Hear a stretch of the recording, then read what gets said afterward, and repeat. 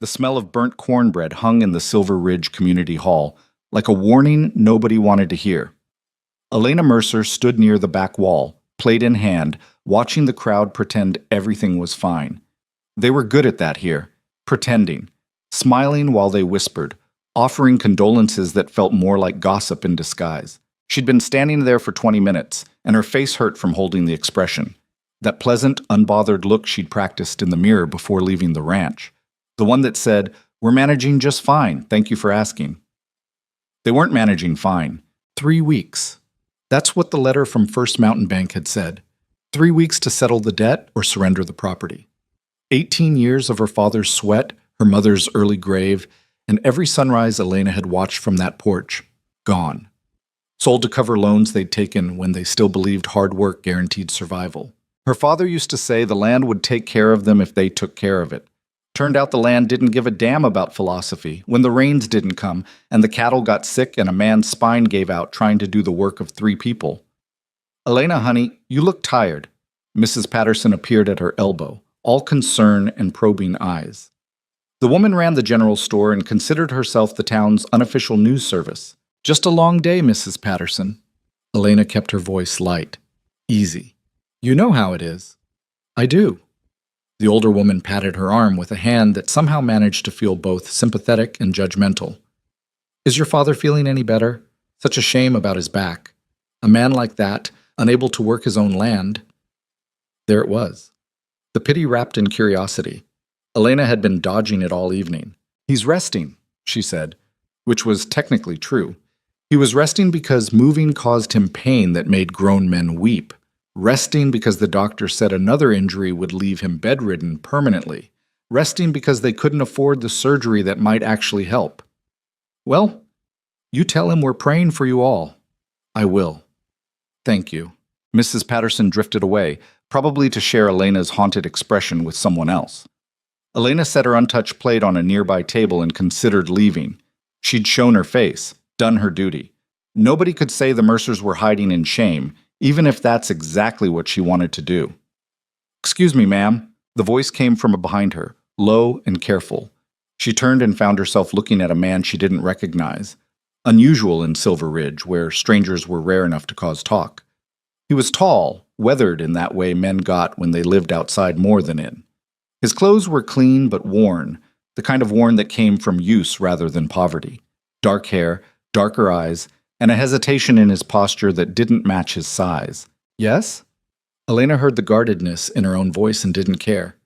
"I'm sorry to bother you." He held his hat in both hands, turning it slowly. "Just wondered if you might save me a seat. Place is pretty full, and you seem to have some space at your table." Elena glanced at the table she'd been avoiding all night, the one tucked in the corner where she'd hoped to eat quickly and escape notice. The empty chairs around it suddenly felt like an accusation. "I'm not staying," she said. "You're welcome to it." "You sure? I don't mean to run you off." "You're not." But she didn't move. Something about the way he stood there, patient and steady, made her pause. Most men would have already taken the rejection and walked away. This one just waited, like he had all the time in the world and no expectation of anything. "You with the cattle outfit?" she asked, because the timing fit. Word had spread that a trail crew was passing through, taking on extra riders for the spring drive. "Yes, ma'am?" "Thought so." She felt something bitter rise in her chest. "You'll be gone by week's end, then?" "That's the plan." "Then you should probably find someone else's table. I'm not interested in entertaining men who'll be dust on the road before I finish my coffee tomorrow." It came out harsher than she'd intended, but she'd had enough of this evening. Enough of fake pleasantness and careful questions and the suffocating weight of being watched. The man didn't flinch. He just nodded slowly, something like understanding passing across his face. "Fair enough," he said quietly. "Apologies for the intrusion, ma'am."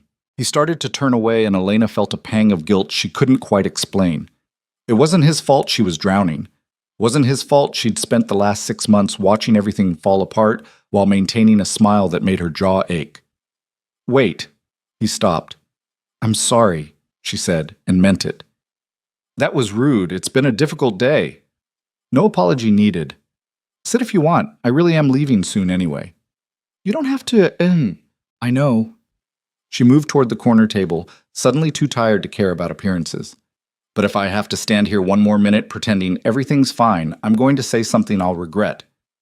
A hint of a smile touched his face. Well, can't have that. They sat. The table felt smaller with him across from it, his frame taking up space in a way that should have been uncomfortable but somehow wasn't.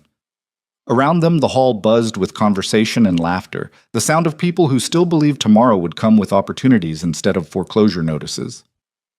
"I'm Rhett Callahan," he said after a moment. "Elena Mercer." "Pleasure to meet you, Miss Mercer." "It's just Elena. And this isn't exactly a pleasure for either of us, is it? You're stuck at a table with a rude woman who doesn't want company, and I'm stuck at a supper I can't afford to skip." "Can't afford to skip?" He tilted his head slightly. "How's that?" Elena almost didn't answer. She'd spent months keeping family business private, maintaining the fiction that they were fine, just going through a rough patch. But sitting here in the corner, hidden from the main crowd, with a stranger who'd be gone before rumors could spread, maybe it didn't matter. "Because if I don't show up, people assume we're failing," she said. "And if they assume we're failing, they stop doing business with us. And if they stop doing business with us, we fail faster." Rhett was quiet for a moment, studying her with an intensity that should have felt invasive. Instead, it just felt present, like he was actually listening instead of waiting for his turn to talk. "That's a tough spot," he said finally. "It's a dying spot." The words escaped before she could stop them. "But we're handling it." "I'm sure you are." The way he said it, no pity, no judgment, just acknowledgement, did something strange to the knot in her chest. Loosened it slightly. She hadn't realized how tightly she'd been holding everything until that tiny release of pressure. "You hungry?" she asked, nodding toward the serving tables lined with food. "Starving, but I was trying to be polite." "Don't be polite. The cornbread's burnt, but the stew's decent. Mrs. Henderson made her potato casserole, which is either the best thing you'll ever eat, or the worst, depending on whether she remembered the salt."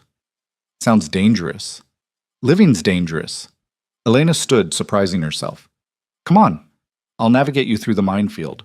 They joined the line together, and Elena felt the shift in the room's attention. Conversations didn't stop exactly, but they changed tone, became more pointed. Mrs. Patterson's eyebrows climbed toward her hairline. "I'm making you the subject of gossip," Rhett observed quietly. "I've been the subject of gossip since my father's injury. This just gives them something new to speculate about." "And what will they speculate?" "That I'm desperate enough to flirt with a trail rider who will be gone by sunrise. That the Mercer girl has lost her standards along with her prospects. That I'm exactly what they suspected, fragile and foolish." "You don't seem fragile." Elena glanced at him sharply, but his expression was sincere. Not flattering, just observing. "I'm excellent at seeming," she said. "It's my best skill these days." They filled their plates in silence. The stew did look decent. The cornbread was definitely burnt. Mrs. Henderson's casserole was a gamble Elena wasn't willing to take tonight. She had enough uncertainty in her life without adding questionable potatoes. Back at the corner table, Rhett ate with the focused efficiency of someone who'd known real hunger. Not rushed, just purposeful. Elena picked at her food, appetite somewhere back at the ranch with the debt notices and her father's labored breathing. "How long you been working cattle?" she asked, more to fill the silence than from genuine curiosity. "Since I was 12. My uncle ran a ranch in Colorado, taught me the trade before he passed." "And you've been drifting ever since?" "More or less." He paused, fork halfway to his mouth. "Looking for the right piece of land. Place where I could settle down, build something permanent." "Found it yet?" "Not yet." "Maybe you won't." Elena heard the bitterness in her voice and didn't try to hide it. Maybe land doesn't want to be built on anymore. Maybe it just takes and takes until there's nothing left to give. Rhett set down his fork carefully. "That's not the land's fault." "No?" She laughed, sharp and humorless. "Then whose fault is it? My father's, for breaking his back trying to keep us afloat? My mother's, for dying before she could see us fail? Mine, for not being strong enough to do this alone?" "Elena, we're losing the ranch." The words spilled out like water through cracked dam walls. 3 weeks. That's all we have left. 18 years of our lives, and in 3 weeks it belongs to the bank. So forgive me if I'm not optimistic about your dreams of permanent settlement, Mr. Callahan. From where I'm sitting, permanent doesn't exist. The silence that followed felt enormous. Around them, the hall continued its cheerful noise, oblivious to the small collapse happening in the corner. "I'm sorry," Rhett said quietly. I'm sorry. Everyone's sorry." Elena pushed her plate away, appetite completely gone. "Sorry doesn't pay debts. Sorry doesn't fix broken spines or bring back lost seasons or make banks believe in second chances. No, it doesn't." She expected him to make excuses then, to stand up, thank her for the conversation, and disappear back into the crowd of strangers who had no stake in her family's ruin. That's what normal people did when confronted with someone else's disaster. They retreated to comfortable distance. Rhett didn't retreat. "How much land you working?" he asked instead. The question caught her off guard. "What?" "The ranch. How much acreage?" "I don't see how that's 100 acres? 200? 160. Elena frowned. "Why? Cattle or crops?" "Both. Mostly cattle, but we keep gardens, some grain. Why are you asking me this?" Rhett leaned back in his chair, eyes distant like he was calculating something. 160 acres isn't small. With the right management, that's viable land. Your father been working it alone since his injury. We have 2 hands left, but they're... Elena trailed off, uncomfortable with this line of questioning. "We manage. 2 hands for 160 acres, plus a man who can't work and a woman trying to hold everything together." Rhett's voice was matter-of-fact, not pitying. "That's not managing. That's surviving minute to minute." "Well aware. Thank you. I'm not trying to insult you." He met her eyes directly. "I'm trying to understand the situation." "Why?" It was the obvious question, and Elena watched him wrestle with the answer. His jaw worked slightly, like he was chewing on words he wasn't sure he should speak. "Because I've seen good land die from lack of help," he said finally. "And because you seem like someone who's been fighting alone for too long. And because..." He stopped, shook his head. "Doesn't matter. Point is, 3 weeks isn't much time, but it's not nothing either. It's nothing when you have no money and no options. You have land. Land that could produce if it was worked right." "Worked by who?" Elena heard her voice rising and forced it down. "We can't afford more help. We can barely pay the 2 hands we have. The bank doesn't care about potential, Mr. Callahan. They care about cash we don't have." "What if you had help?" "From who? You? A trail rider who'll be gone in 3 days?" She laughed again, that same bitter sound. "I appreciate the thought, truly, but I stopped believing in rescue fantasies about the same time I started reading foreclosure notices." Rhett was quiet for a long moment, his expression unreadable. Then he said something Elena never expected to hear. "I could stay." The words hung in the air between them like something physical. Elena stared at him, certain she'd misheard. "What?" "I could stay, help with the ranch. Few weeks of proper work might make a difference." "You don't even know me." "No. We met 20 minutes ago." "I'm aware." "This is insane." Elena shook her head, trying to process what he was suggesting. "You have a job. The cattle drive. Your plans. Plans change. Not like this, they don't. People don't just abandon their livelihood for strangers at supper." "Maybe they should more often." Elena wanted to laugh, wanted to call him crazy and walk away and forget this entire conversation. But something in his eyes stopped her, a steadiness that felt rare and precious in a world that seemed determined to shake everything loose. "Why would you do this?" she asked quietly. "Honestly, I'm not entirely sure." Rhett rubbed the back of his neck, looking uncomfortable for the first time since sitting down. "But I know what it's like to watch something good die from neglect. And I know what it's like to need help and have nobody willing to give it. And I know that 3 weeks ago, I was ready to ride north and keep drifting until I found that perfect piece of land I've been chasing half my life. And now? Now I'm thinking maybe perfect doesn't exist. Maybe there's just good land and good people and the willingness to fight for both." It was the most naive, foolish, impossibly hopeful thing Elena had heard in months. It made absolutely no sense. They were strangers. He owed them nothing. This kind of gesture belonged in dime novels, not reality. "We can't pay you," she said, testing his sincerity. "Didn't ask for pay. We can barely feed ourselves, let alone another person. I'm not picky. My father will never trust you. He barely trusts me anymore, and I'm his daughter." "That's his right." Elena searched for more objections, more reasons this was impossible and ridiculous and doomed to failure. But sitting across from Rhett Callahan, seeing the quiet determination in his expression, she found her arguments falling apart. "This is crazy," she said softly. "Probably. You'll regret it. Maybe. 3 weeks isn't enough time to save a dying ranch. Then we'll die trying, which is better than not trying at all." Something cracked in Elena's chest. That careful wall she'd built around hope, the one that kept disappointment at bay.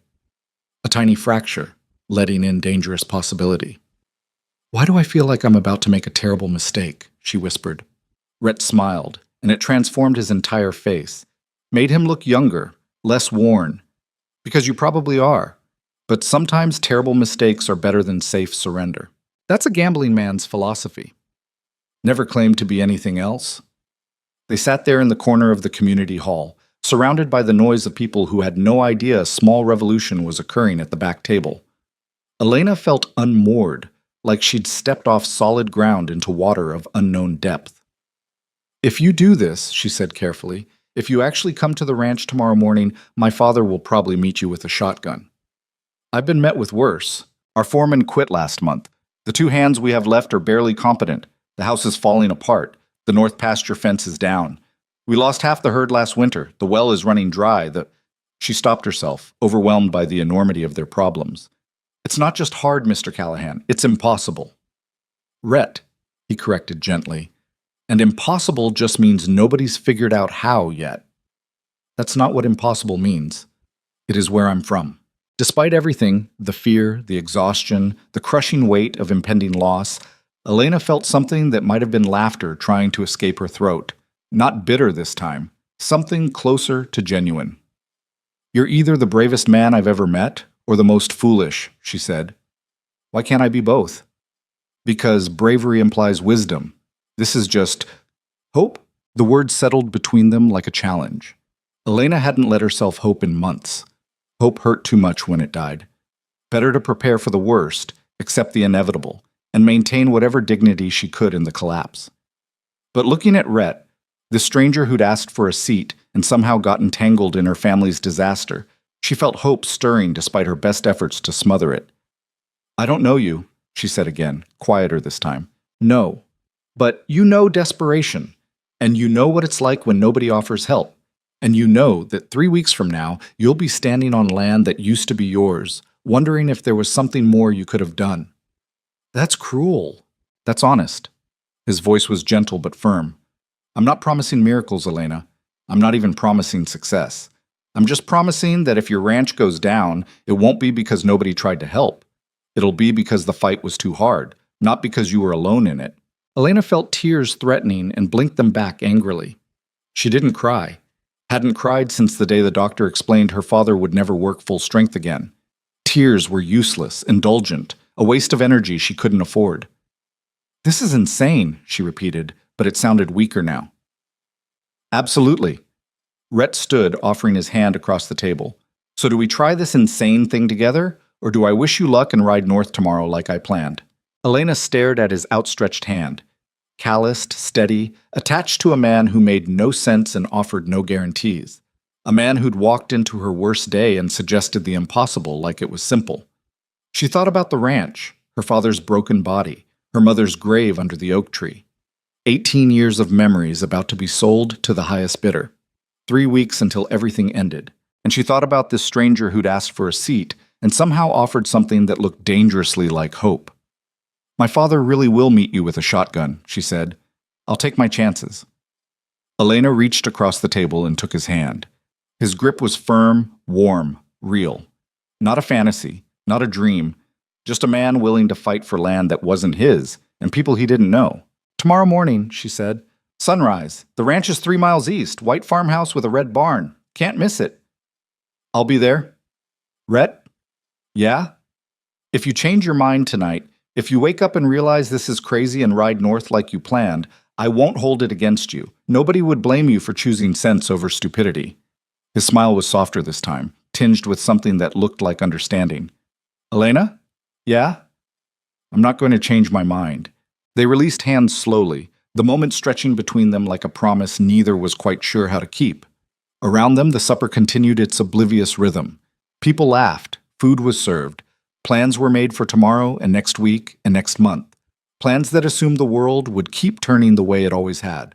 But in the corner table at the back of the hall, something had shifted. Two people who had no business trusting each other had made a pact that defied logic and reason, and every lesson Elena had learned about protecting herself from disappointment. "I should go," she said, though she didn't move. "My father will worry if I'm late." "Of course.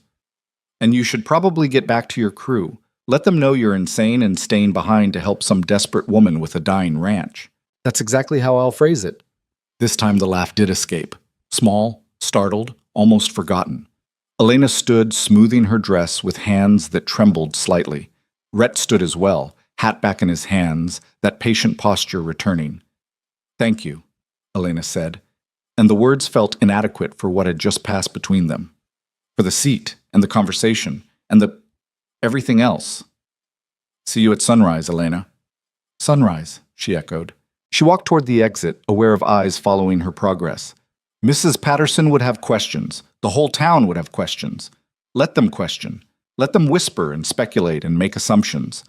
For the first time in months, Elena didn't care what Silver Ridge thought. She had 3 weeks to save her family's ranch, and a stranger named Rhett Callahan had just volunteered to help her do the impossible. It was the craziest, most foolish, most dangerous decision she'd made in her entire life. And standing in the doorway of the community hall, looking back at the corner table where a quiet trail rider stood watching her leave, Elena felt something she'd almost forgotten existed. Hope. It hurt worse than despair, felt more dangerous than surrender. But it was there, burning in her chest like a candle in a storm, fragile, flickering, refusing to die. She stepped into the night, the cool air hitting her face like a benediction. Above, stars scattered across the sky in patterns her mother used to trace, telling stories about constellations and courage and the foolish bravery of people who refuse to accept defeat. Tomorrow, Rhett Callahan would ride out to a dying ranch and meet a broken-backed man with a shotgun and probably realize what a terrible mistake he'd made. Tomorrow, reality would crash back in with all its impossible weight and crushing certainty. But tonight, just for tonight, Elena let herself believe that maybe, against every odd and reason, there was still a chance. She walked home under those distant stars, and for the first time in months, the darkness didn't feel quite so heavy. Behind her, in the warm light of the community hall, Rhett Callahan stood at the corner table and wondered what the hell he'd just volunteered for. Then he smiled to himself, finished his cold stew, and started figuring out how to explain to his trail boss why he wouldn't be riding north tomorrow after all. Some fights were worth abandoning plans for. Some people were worth believing in. And some nights changed everything, whether you were ready for it or not. The ride back to the ranch took Elena through darkness so complete it felt like moving through ink. Her horse knew the path better than she did at this point, which was fortunate since her mind was elsewhere. Caught in the impossibility of what had just happened, circling around Rhett Callahan's steady voice and the reckless promise they'd made to each other. The farmhouse appeared as a dim shape against the night sky, one lamp burning in the front window. Her father always kept it lit when she was out, a beacon that had guided her home since childhood.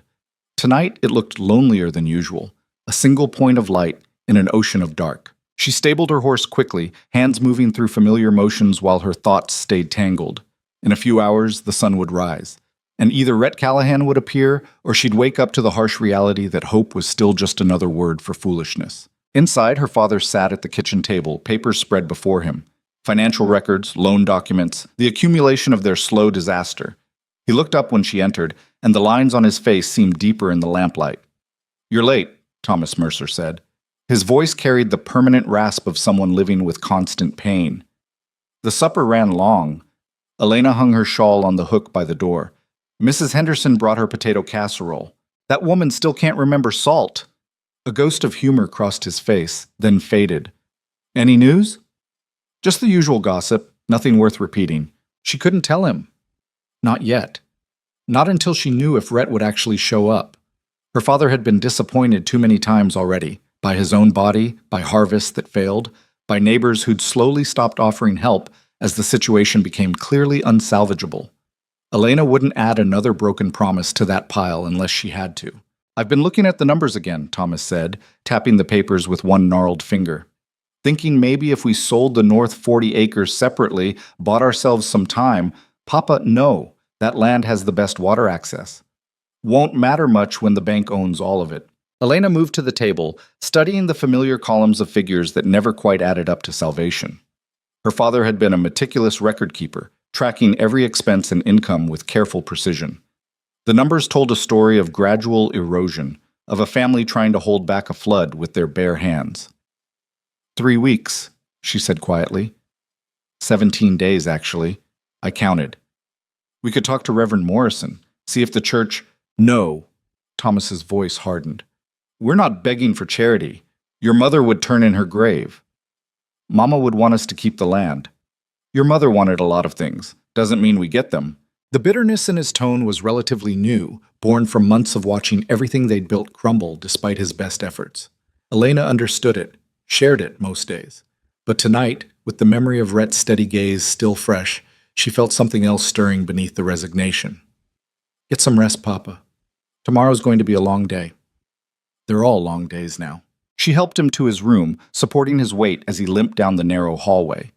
His bedroom door closed with a soft click, and Elena stood in the empty kitchen feeling the weight of secrets and foolish hope pressing against her ribs. Sleep came poorly, tangled with dreams of strangers and promises and land slipping away like water through desperate fingers. She woke before dawn, dressed quickly, and was standing on the front porch when the sun started painting the eastern sky in shades of rose and gold. The ranch looked worse in morning light, peeling paint on the house, sagging fence lines, the barn that needed new boards, the fields that should have been planted weeks ago but sat waiting for labor they couldn't provide. 18 years of her father's work, slowly surrendering to time and circumstance. Elena had coffee brewing and breakfast started when she heard hoofbeats approaching. Her heart kicked hard against her ribs. Part of her had been certain he wouldn't come, that last night had been some strange fever dream born of desperation and too much burnt cornbread. But Rhett Callahan appeared at the end of the drive as the sun cleared the horizon, riding steady and unhurried, exactly as promised. She stepped off the porch to meet him, aware that inside her father would be waking soon and this peaceful moment would shatter into questions and suspicion and probably threats involving firearms. You came, she said, hating how much relief flooded those two words. Rhett dismounted, leading his horse the last few yards. In daylight, he looked more real somehow, less like a dream and more like a man who'd probably regret this decision before noon. Said I would. People say lots of things. I'm not people. Before Elena could respond, the front door opened and her father stepped onto the porch. He moved slowly, favoring his left side, but his posture was rigid with alertness. And yes, there was a shotgun cradled in his arms. Papa, wait! Who the hell are you? Thomas's voice carried across the yard with surprising strength. Rhett didn't flinch. He simply stopped walking, hands visible and clear of his sides, and met the older man's gaze directly. Name's Rhett Callahan, sir. I met your daughter at the community supper last night, came to offer some help with the ranch work. Did you now? Thomas descended the porch steps carefully, shotgun never wavering. And what exactly would make a strange man ride out at dawn to offer help to people he doesn't know? Papa, please. Quiet, Elena. I asked him a question. Rhett glanced at Elena, something that might have been apology in his expression, then turned back to her father. Fair question, Mr. Mercer. Truth is, I'm with a cattle outfit passing through. Heard about your situation in town. Figured 3 weeks isn't much, but extra hands might make a difference. I've got experience with ranch work, 15 years worth. No expectations, no conditions, just offering labor if you'll accept it. Nobody works for free. I didn't say free. I said no expectations. Room and board is payment enough if you can spare it. Thomas studied Rhett with the suspicious intensity of a man who'd learned the hard way that charity usually came with strings attached. Elena held her breath, watching her father's face for any sign of softening. You know we're losing this place, Thomas said finally. Heard that in town too, I'm guessing. Yes, sir? So you're volunteering to work yourself raw for land that'll belong to the bank in 17 days. 16 now, technically. Boy, are you simple or just stupid? Papa! Elena's face burned with embarrassment, but Rhett smiled slightly, not offended. Probably both, sir, but I know cattle and crops and fence repair. And I know that giving up 3 weeks early is the same as giving up 3 weeks late, except one way you can say you fought till the end. Fighting don't mean much when you lose anyway. It means everything when you lose anyway. Silence stretched between the three of them. Elena watched her father's grip on the shotgun tighten. then gradually relax. Something passed across his weathered face, too quick to name, too complicated to be simple acceptance. "You'll work dawn to dusk," Thomas said finally. "No complaints, no excuses." "Understood." "You'll sleep in the barn. We don't have proper lodging for hired help." "Barn's fine." "And if I catch you sniffing around my daughter with intentions beyond honest work, I'll shoot you myself and let the coyotes sort out the remains." "Papa, for heaven's sake!" "He understands me, don't you, boy?" Rhett's expression remained serious. "Yes, sir. Crystal clear." Thomas lowered the shotgun slowly, though he didn't set it aside. "Breakfast is in 10 minutes. Wash up at the pump. Elena, show him where he can stable his horse." Her father turned and limped back into the house, each step carefully measured. Elena released a breath she hadn't known she was holding. "That went well," Rhett said quietly. "He didn't shoot you. That's the best outcome I could have hoped for. He's protective. Can't fault him for that." Elena led Rhett toward the barn, acutely aware of his presence beside her. In daylight, the ranch's failures felt more pronounced. Every broken board, every overgrown patch, every small disaster they'd been too exhausted to address. "It's worse than I described last night," she said, unable to keep the defensive edge from her voice. "The barn roof leaks. The stalls need mucking. The feed situation is problematic. And that's just the beginning. Every ranch has problems. Not like this. Not this many." Rhett led his horse into an empty stall, moving with the easy efficiency of someone who'd done this thousands of times. "You got tools?" "Some. The good ones got sold last fall. We'll work with what you have." He started unsaddling his horse, hands steady on the leather. "Your father seems like a hard man. He used to be different. Before the injury, before—" Elena stopped herself. "He's scared and angry and watching everything he built fall apart. That changes people. It doesn't excuse him being harsh with you. He's not harsh. He's honest. There's a difference." Rhett glanced at her, something thoughtful in his expression. "If you say so." They finished settling his horse in silence. Elena showed him the pump outside, the barn loft where he could spread his bedroll, the tool shed with its sparse inventory of implements that had seen better decades. "I meant what I said last night," Rhett said as they walked back toward the house. "No promises of miracles, just honest work and whatever difference that makes." "Why are you really doing this?" Elena stopped walking, forcing him to face her. "Last night you gave me pretty words about good land and good people, but in daylight, with my father threatening to shoot you and the reality of this disaster visible everywhere, why are you still here?" Rhett was quiet for a long moment, his gaze drifting across the ranch with assessing eyes. When he finally spoke, his voice was lower, more careful. "My uncle's ranch went under when I was 16. He fought for 2 years to save it, worked himself literally to death trying to hold on. I watched him die in a barn, surrounded by land that was about to be sold, too proud to ask for help and too stubborn to accept it when offered. At his funeral, 7 men told me they would have helped if they'd known how bad it was. 7. But nobody asked, and he never said, and the land got sold anyway to some buyer who turned it into hunting grounds for rich men from back east." Elena felt something tighten in her chest. "So when you talked about losing everything in 3 weeks while people stand around being sorry, but not helpful, I heard my uncle. And I thought about those 7 men at the funeral, saying what they would have done if they'd had the chance. And I decided I'd rather be the man who tries than the man who shows up afterward with useless regrets." It was the most he'd said at once, and the words carried weight that went beyond simple explanation. Elena saw the truth of it in his face, the old grief, the guilt of being young and unable to help, the determination that this time would be different. "I'm sorry about your uncle," she said quietly. "Me too. But sorry doesn't help anyone." He smiled, but it didn't reach his eyes. Action does, even when it's probably futile. Especially when it's probably futile? Exactly. They walked the rest of the way to the house in a silence that felt less empty than before. Inside, her father had set 3 places at the table, a small gesture of acceptance, though his expression remained guarded. Breakfast was tense and quiet. Thomas asked pointed questions about Rhett's experience, testing his knowledge of ranch work with the thoroughness of a suspicious foreman. Rhett answered calmly, neither overselling his skills nor downplaying them. Elena pushed eggs around her plate and tried not to watch the interaction too obviously. The north pasture fence is down, Thomas said finally. Has been for 2 weeks. The cattle keep wandering into the creek bed where we can't easily work them. That'll be your first job. Elena can show you where we keep the fencing supplies. What we have left of them, anyway. I'll need a count of the herd, Rhett said. Current numbers, health status, any breeding information you've got. We're down to 38 head from 93 last spring. Lost most of them to disease, some to poor feeding, couple to predators we couldn't track down. The remaining stock is... Thomas's jaw worked. They're survivors. That's the best I can say about them. Elena watched her father struggle with the admission. Thomas Mercer had once run a herd of over 200. He'd been known in 3 counties for quality cattle and fair dealing. Now he was down to 38 animals that were survivors and little else. 38 is a start, Rhett said, more than some ranches work with. It's a fraction of what we need to be viable. Maybe, but it's not zero. Thomas stood abruptly, chair scraping against the floor.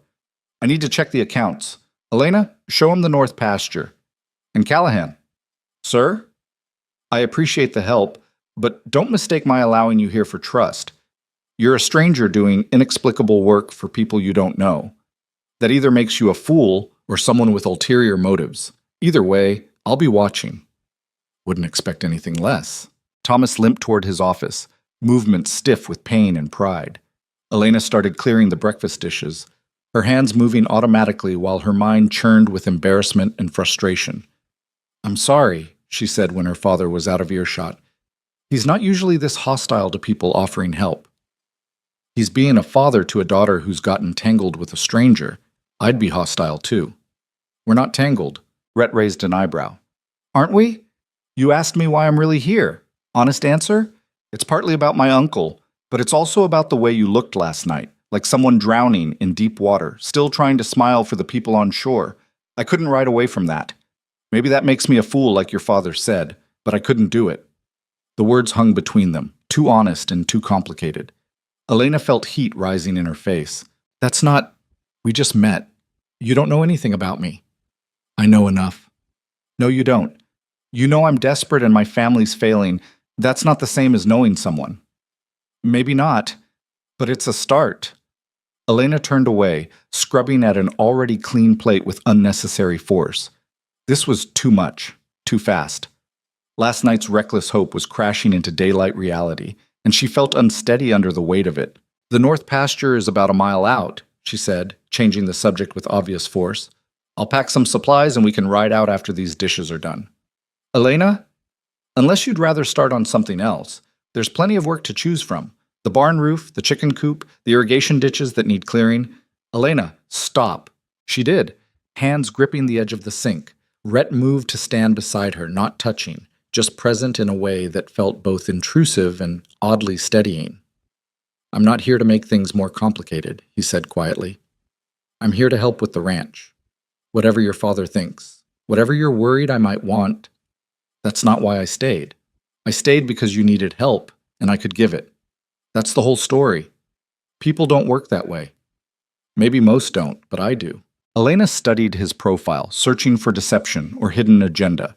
She'd gotten good at reading people over the past months, learned to spot pity disguised as concern, judgment masked as sympathy. But Rhett's face showed only patient sincerity. All right, she said finally. The north pasture. Let me get my things. They rode out 20 minutes later, Elena on her mare and Rhett on his gelding, following a path worn by years of her father's work. The land rolled out around them in patches of promise and neglect, fields that should have been green with early crops sitting fallow, water channels clogged with debris, fencing that sagged like tired shoulders. Your father built a good foundation, Rhett observed. The bones of this place are solid. It's just been stretched too thin for too long. The bones will belong to the bank in 16 days. 15 now. Elena glared at him. That's not funny. Wasn't trying to be, just keeping count. The north pasture fence was worse than Elena remembered. Nearly 50 yards of wire and posts were down, some sections torn completely away. It would take days to repair properly, and they had neither the materials nor the time. Rhett dismounted and walked the fence line slowly, examining the damage with careful attention. Elena watched him work, noting the way he tested posts for stability, checked wire for reusability, assessed the job with professional calm. "We can salvage most of this," he said finally. "Need new wire for the worst sections, but the posts are salvageable. You have spare wire?" "Some. Maybe enough if we're careful." "Then we'll be careful. This is a two-person job, though. You know fence work?" "I've done some." "Good. Let's start." They worked through the morning in a rhythm that surprised Elena. Rhett was efficient without rushing, methodical without being slow. He explained what he was doing as they went, treating her like a partner rather than an assistant.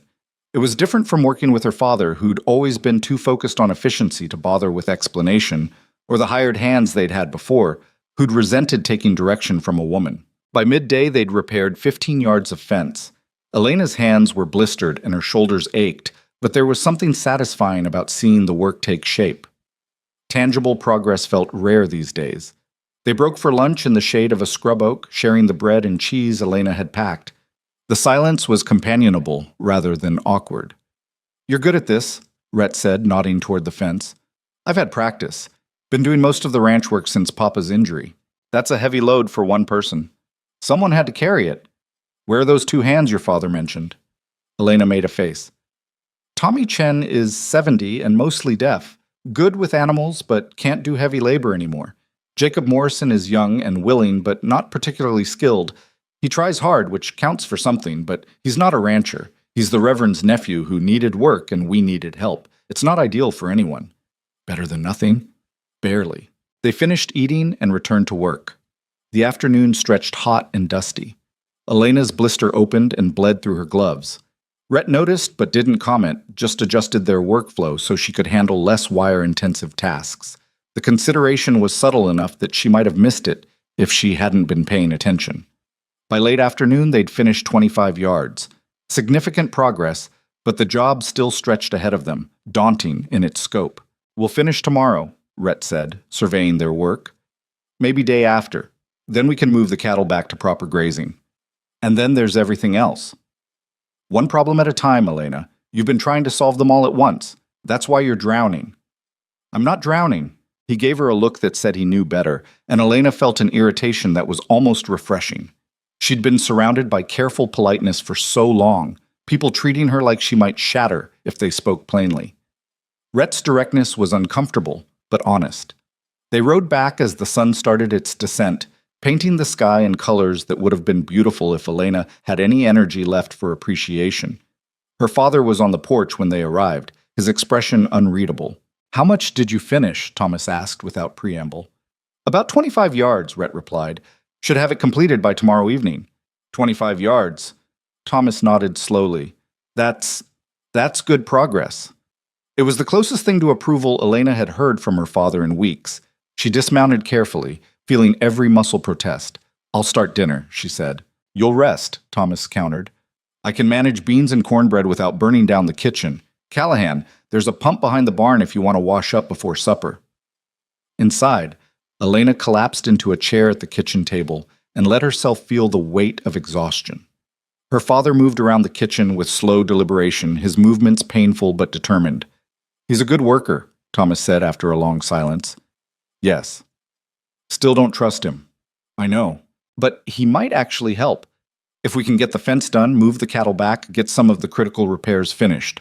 Thomas stopped himself. "Probably doesn't matter. 16 days isn't enough time to convince a bank we're suddenly viable." 15 days now, apparently. Rhett keeps correcting me. Her father almost smiled. "He's got nerve, I'll give him that. Showing up here, volunteering for a lost cause, taking my hostility without flinching. Either he's the most foolish man in 3 counties, or the bravest." "Maybe both." "Maybe." Thomas set a pot on the stove with more force than necessary. "Just be careful, Elena. Men like that, the ones who ride in playing hero, they leave just as fast. And when they do, they take whatever hope they brought with them." Elena wanted to argue, to defend Rhett, to insist this was different, but her father's words carried the weight of experience she couldn't deny. "I know, Papa." "Do you?" "Because I've seen the way you look at him, like he might actually be able to fix things. And that kind of looking is dangerous when it's aimed at a man who will be gone before you finish believing in him." "He hasn't done anything. Yet. He hasn't done anything yet. But hope is a poison when it comes from the wrong source. and strangers are always the wrong source, no matter how honest they seem. The words stung because they echoed Elena's own fears, the ones she'd been trying to ignore since last night. But sitting in the kitchen with her father's bitter wisdom hanging in the air, those fears felt harder to dismiss. Dinner was quiet and tense. Rhett sat at their table like he belonged there, answering Thomas's occasional questions with calm patience. Elena pushed food around her plate and tried not to think about 15 days or strange men or the difference between hope and foolishness. After dinner, Rhett excused himself to the barn. Elena helped her father clean up, their movements synchronized from years of shared routine. "Get some sleep," Thomas said when the last dish was dried. "Tomorrow will be long." "They're all long, Papa." True enough. Elena lay in bed staring at ceiling beams she'd memorized years ago, listening to the old house settle around her. Somewhere outside, in the barn that leaked and needed 100 repairs they couldn't afford, a stranger was bedding down to sleep before another day of working for people who couldn't pay him in land that would belong to someone else in 2 weeks. It was insane. It was foolish. It was exactly the kind of desperate gamble that usually ended in disappointment. And despite everything her father said, despite every reasonable warning her mind could conjure, Elena felt that dangerous thing growing in her chest again. Hope. She fell asleep with blistered hands and aching muscles and dreamed of fences being repaired faster than they could fall down, of cattle growing fat on grass that finally cooperated, of banks that suddenly understood the value of determination over spreadsheets. When she woke in the pre-dawn dark, she heard sounds from outside. Someone moving in the barn, getting ready to work before the sun demanded it. Rhett Callahan, true to his word, preparing to fight for land that wasn't his and people he barely knew. Elena dressed quickly and went to start breakfast, because if they were going to do this impossible thing, they'd do it properly. With full stomachs and stubborn hearts, and whatever strength they could scrape together from the wreckage of their situation. 15 days left. It wasn't enough time to save anything. But she'd learned last night that sometimes the fight mattered more than the outcome, and if they were going down, at least they wouldn't go down alone. The fence work took 3 days instead of 2. On the morning of the 4th day since Rhett's arrival, Elena stood in the north pasture watching him drive the final post into ground that fought back with every strike of the mallet. Sweat darkened his shirt despite the cool morning air, and there was a set to his jaw that spoke of determination worn thin by repetitive labor. "That should hold," he said, testing the post with his weight. "Won't win any prizes, but it'll keep the cattle where they belong." Elena surveyed the repaired fence line with mixed feelings.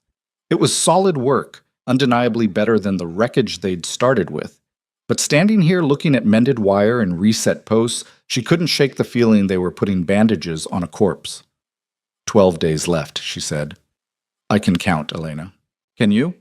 "Because sometimes I wonder if you actually understand what we're doing here. We're rearranging furniture in a burning house." Rhett coiled the remaining wire with methodical care, not looking at her. "Maybe. Or maybe we're proving the house is worth saving." "To who? The bank doesn't care about fixed fences. They care about money we don't have." "Your father cares. You care. That counts for something." "It counts for nothing when the auction happens." He finally looked up, and there was something harder in his expression than she'd seen before. "You want me to stop? Want me to pack up and ride out? Let you get back to drowning in peace?" The words stung more than they should have. Elena felt anger rising, at him, at herself, at the entire impossible situation. "I want you to be honest about what this is. You're not saving anything, Rhett. You're just making us believe we might, which is worse than accepting defeat." "Is it?" "Because from where I'm standing, defeat was killing you slowly. At least now you're fighting, instead of just waiting to die." "Fighting for what? We can't make enough money in 12 days to satisfy the bank. Even if we worked 24 hours straight, sold everything not nailed down, performed some kind of agricultural miracle, it wouldn't be enough. You know that. I know that. My father knows that. So what exactly are we fighting for?" Rhett set down the wire coil and walked toward her with deliberate steps. When he spoke, his voice was low and controlled. "We're fighting because giving up 3 weeks early is the same as telling your father his life's work meant nothing. We're fighting because those 38 cattle deserve better than abandonment. We're fighting because when your mother's grave gets left behind with everything else, you'll want to know you did everything possible to keep it. That's what we're fighting for, Elena. Not victory, just the right to say we tried." Elena felt tears threatening and blinked them back furiously. That's a beautiful speech. Very inspiring. Doesn't change reality. Reality is what we make it. Reality is a foreclosure notice and a bank that wants their money. That's not philosophy, Rhett. That's fact. They stood in the pasture with the morning sun climbing higher, two people who'd somehow gotten tangled in each other's disasters, arguing about hope versus pragmatism while time bled away around them. I'm going back to the house, Elena said finally. Tommy and Jacob are supposed to come by this morning. We need to organize the cattle drive to move the herd back here. I'll come with you. Don't bother. I can handle it myself. I've been handling everything myself for months. She turned and walked toward her horse before he could respond, feeling childish and angry and exhausted in ways that had nothing to do with physical labor. Behind her, Rhett said nothing. Just let her go, which somehow felt worse than if he'd argued. The ride back was lonely.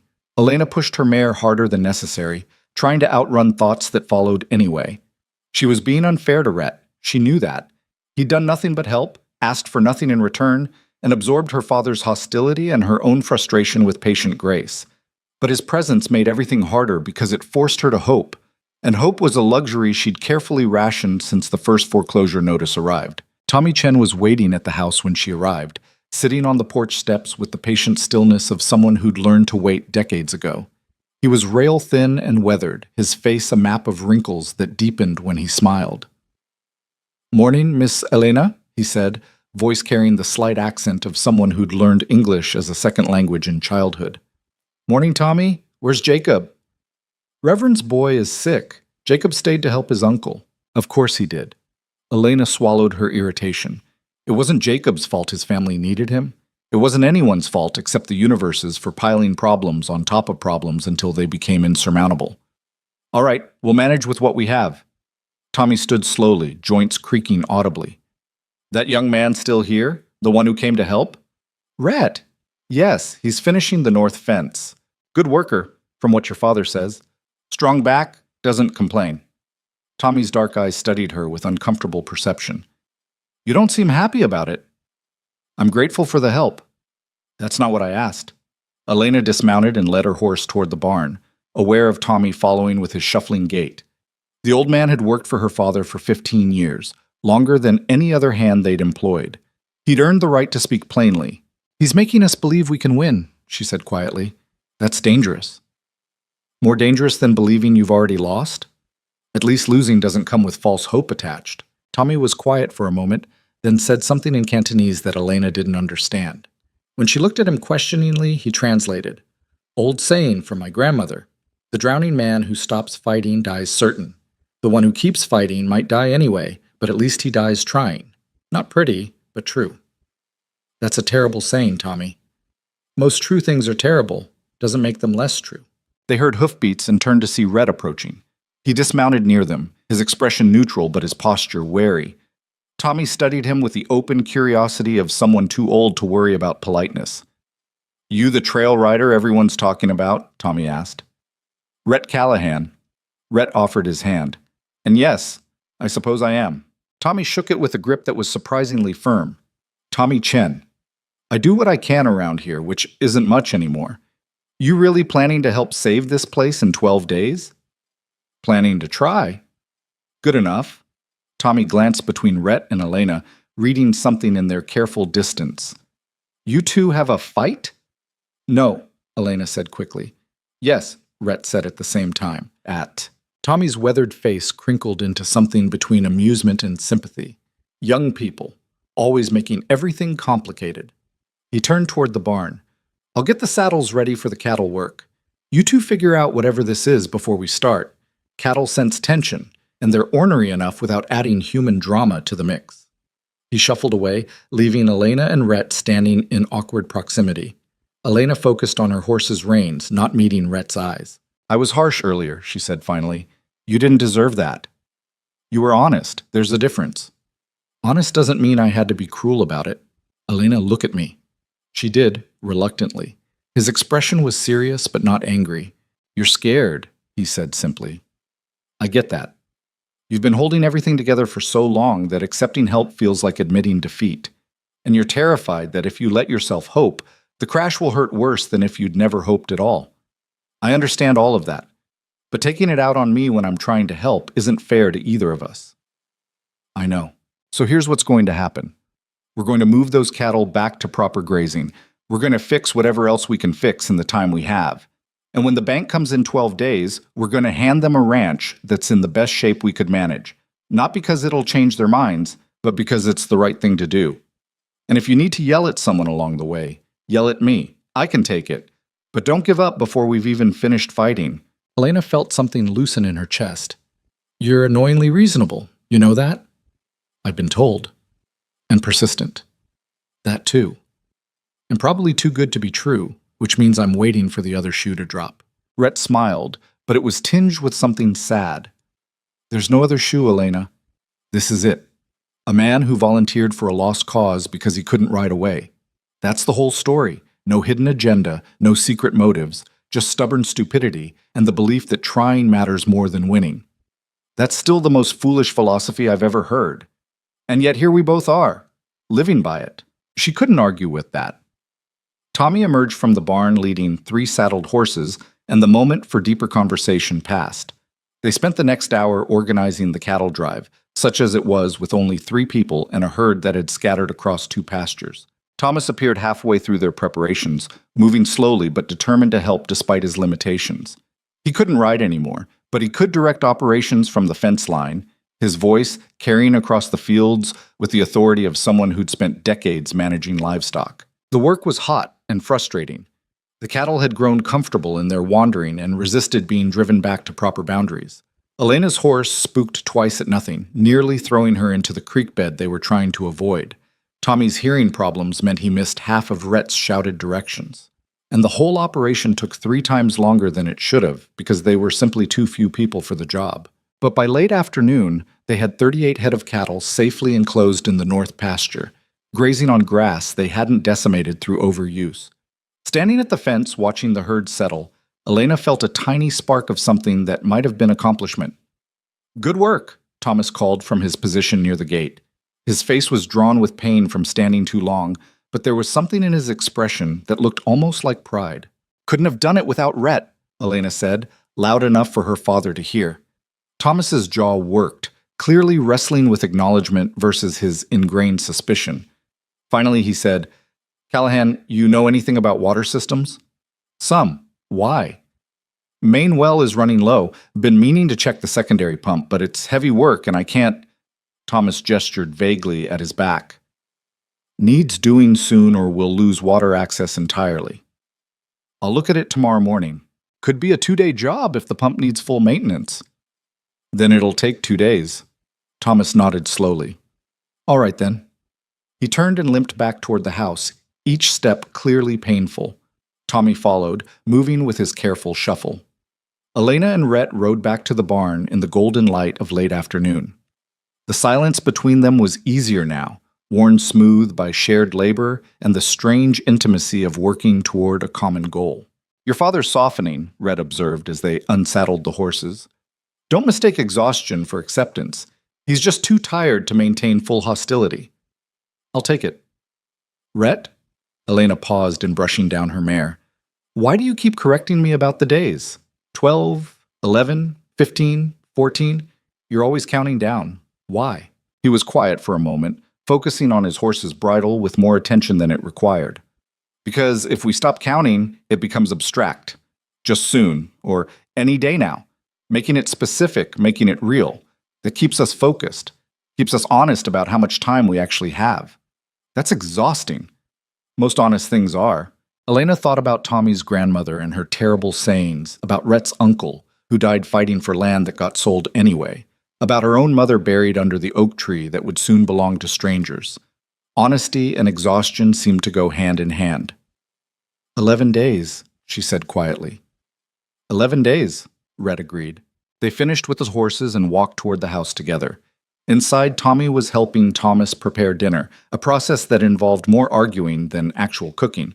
But the sound of it was oddly comforting, normal, like the ranch was still a place where ordinary conflicts happened instead of just the slow-motion disaster of foreclosure. Dinner was beans and cornbread again. They were running low on supplies, and Elena had been rationing carefully, trying to stretch their stores without making it obvious they were down to desperate measures. Tommy ate with single-minded focus. Thomas picked at his food, pain clearly affecting his appetite. Rhett cleaned his plate and quietly accepted seconds without commenting on the simplicity of the meal. "Jacob will be back tomorrow," Tommy said. "His uncle's boy just had a fever. Nothing serious." "Good," Thomas replied. "We need all the hands we can get for the irrigation work. Ditches are badly clogged." "I can help with that," Rhett offered. "You'll be working the well pump." "I can do both." Thomas fixed him with a long look. "Boy, you're one man. Stop trying to be three." "Someone has to try to be three. You've only got 3 people total for work that needs 6. And whose fault is that?" The words came out harsher than Thomas probably intended. He set down his fork with a sharp click. "Sorry, that wasn't directed at you." "I know." "It's directed at me." Thomas rubbed his face with both hands. "I'm the one who drove away the good workers by not being able to pay them. I'm the one who took loans I couldn't repay. I'm the one who broke my back and left my daughter to carry everything alone." "Papa, It's true, Elena. All of it. And now we've got a stranger working himself raw trying to fix what I broke. And I can't even pay him for the effort." The silence that followed was heavy and uncomfortable. Elena stared at her plate, feeling the weight of her father's guilt pressing against her own. Rhett cleared his throat carefully. "Mr. Mercer, I've seen a lot of ranches in my time. Good ones, bad ones, everything in between. This place has good bones. The problems you're facing aren't because you failed. They're because you got hit with things nobody could have predicted or prevented. Injury, disease, drought, market changes. That's not failure. That's just bad luck compounded. Bad luck for 6 seasons running? That's not luck anymore. That's incompetence." "No, sir. That's life. And the fact that you're still standing after 6 seasons of hell says more about your competence than the failures do." Thomas studied Rhett with red-rimmed eyes. "You're a smooth talker, Callahan. But smooth talk doesn't pay banks or fix broken spines." "No, it doesn't. But recognizing what you're actually responsible for versus what you're blaming yourself for, that's important. Because you're carrying guilt for things that weren't your fault, and that weight is crushing you harder than the actual problems are. And you know this how? You've known us less than a week. I know because I watched my uncle do the same thing. Blamed himself for weather he couldn't control, prices he didn't set, circumstances beyond anyone's power to change. He died believing he'd failed, when the truth is he'd done everything possible and it still wasn't enough. That's not failure, Mr. Mercer. That's tragedy. There's a difference." Elena watched her father's face work through emotions too complicated to name. Finally he said, voice rough, "I'm going to bed. Long day tomorrow." He stood with visible effort. "Elena, don't stay up too late. And Callahan, thank you for the work and the other thing. The talk." "Yes, sir." Thomas limped to his room and closed the door quietly. Tommy stood as well, stretching with audible cracks. "I'll head home. See you folks at first light." He paused at the door. "That was good what you said. True things, even when they're hard to hear." After Tommy left, Elena and Rhett cleaned up in silence. The dishes clinked softly in the basin. Outside, night settled over the ranch with its usual sounds. Cattle lowing, wind through the barn, the creek's distant murmur. "You didn't have to do that," Elena said finally. "Tell my father it wasn't his fault." It needed saying. He might not believe it. Maybe not yet, but he heard it. Sometimes that's enough to start changing how someone thinks. Elena dried the last plate and set it carefully in the cupboard. "You're very good at this. Saying the right thing at the right time." "I've had practice." "With your uncle?" Rhett's hand stilled in the wash water. "I never got to say those things to my uncle. He died believing he'd failed. I promised myself that if I ever got the chance, I'd make sure someone else heard what he needed to hear. Your father needed to hear it." "And me?" Elena turned to face him. "What do I need to hear?" He looked at her directly, water dripping from his hands. "That you're stronger than you think. That carrying impossible weight doesn't make you weak for struggling under it. That accepting help isn't the same as admitting defeat. And that 11 days is still enough time to matter, even if it's not enough time to win." "You really believe that?" "I have to. Otherwise I rode away from a job and a future for nothing." Elena wanted to say something profound, something that matched the moment. Instead, she just felt tired and overwhelmed and strangely grateful for this impossible man who'd walked into her disaster and refused to leave. Get some rest, she said quietly. Tomorrow's the well pump, and from what I remember, it's a nightmare. I've dealt with nightmares before. Not like this one. It's been making horrible noises for weeks. Rhett smiled. Then I'll bring my hammer and my patience. He left for the barn, and Elena stood in the empty kitchen listening to the old house settle around her. Through the window, she could see lamplight in the barn, Rhett settling in for another night of sleeping on straw in a building that leaked. 10 days ago, she'd been alone, watching everything collapse with no one to share the weight. Now she had a stranger in her barn, fixing fences and pumps, and somehow managing to say things that cracked through her father's guilt and her own despair. It still felt too good to be true.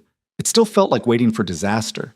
But standing in the kitchen with clean dishes and the sound of cattle safely grazing and the memory of her father's something like pride, Elena let herself believe for just a moment that maybe, possibly, impossibly, they might actually make these 11 days count for something. She went to bed and dreamed of water pumps that worked perfectly, of wells that never ran dry, of land that stayed in the family forever because banks suddenly understood that some things mattered more than money.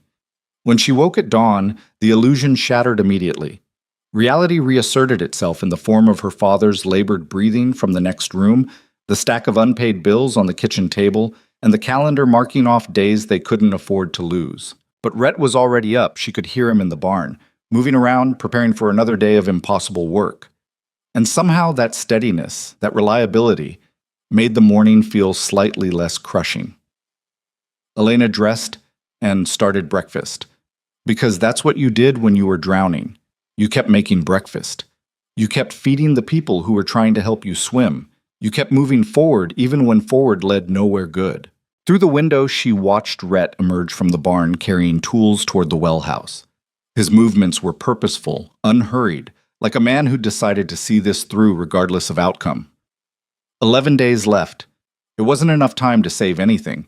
But watching Rhett work, hearing her father's voice call out morning greeting, feeling the ranch wake up around her with a semblance of purpose, Elena thought maybe Tommy's grandmother had been right after all. The drowning person who kept fighting might die anyway, but at least they died trying.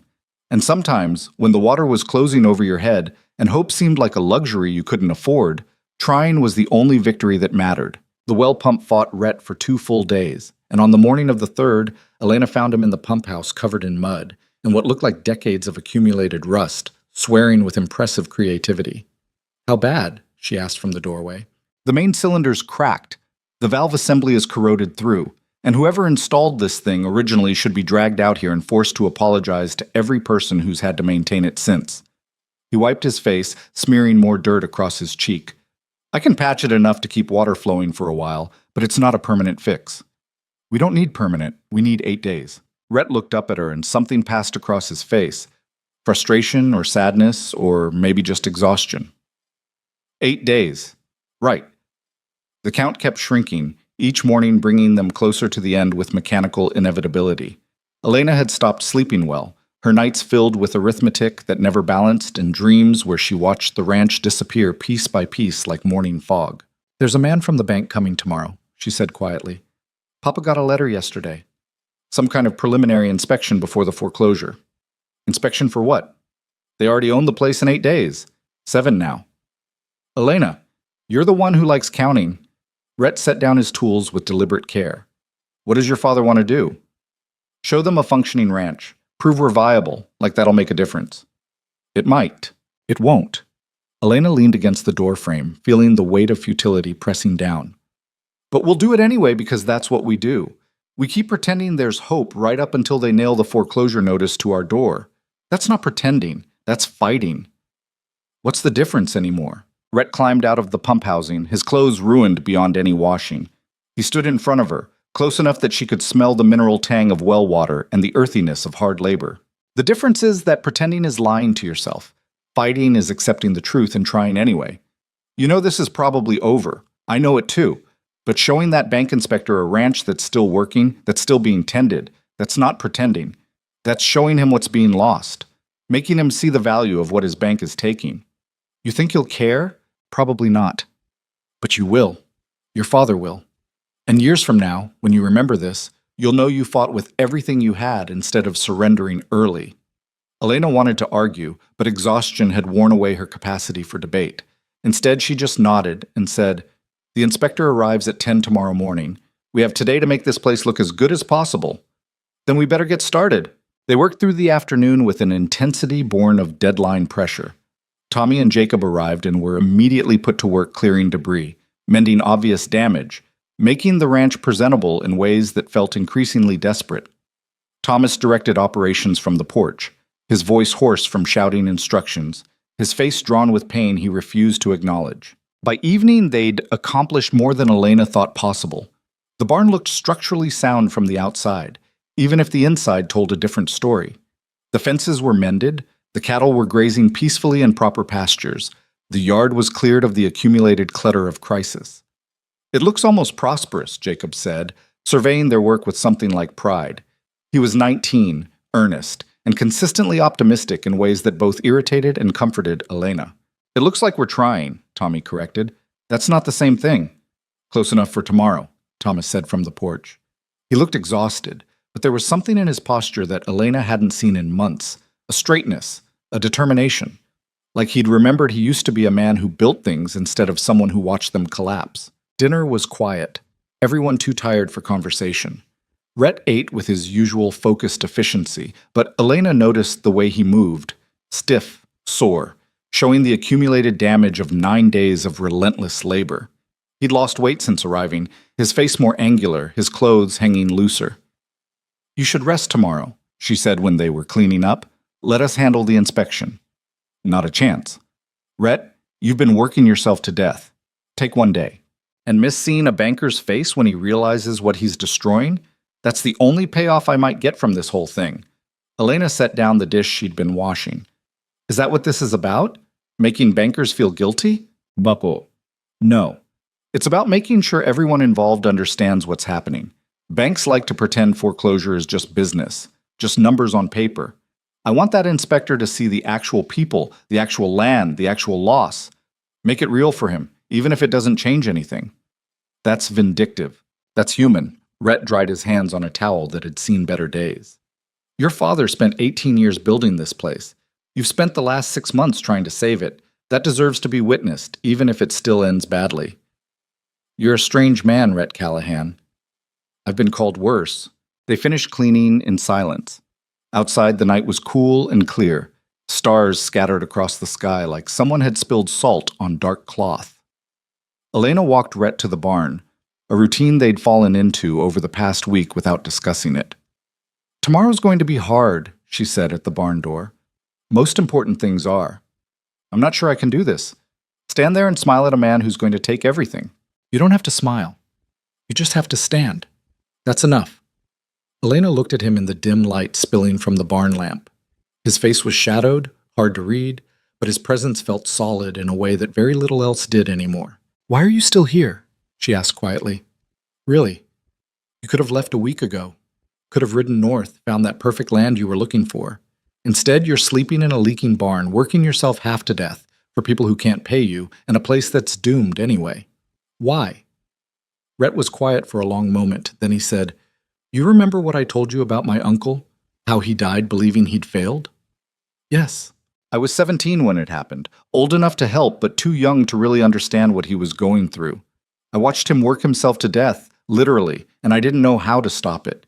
Didn't know what to say or do, just stood by while he killed himself trying to save something that was already lost."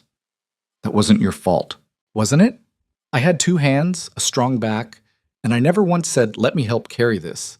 I was so focused on my own plans, my own future, that I let him drown alone. And at his funeral, standing there with those 7 men talking about what they would have done if they'd known, I realized I'd become one of them. Someone who could have helped and didn't." Elena felt something tighten in her chest. "So when you sat at that table in Silver Ridge and talked about losing everything while trying to smile through it, I saw my uncle. And I saw 17-year-old me, about to walk away because I had my own plans. And I couldn't do it again. I couldn't be that person twice. So this is about guilt, about making up for something you didn't do when you were practically a child yourself." "Maybe. Probably. Does it matter?"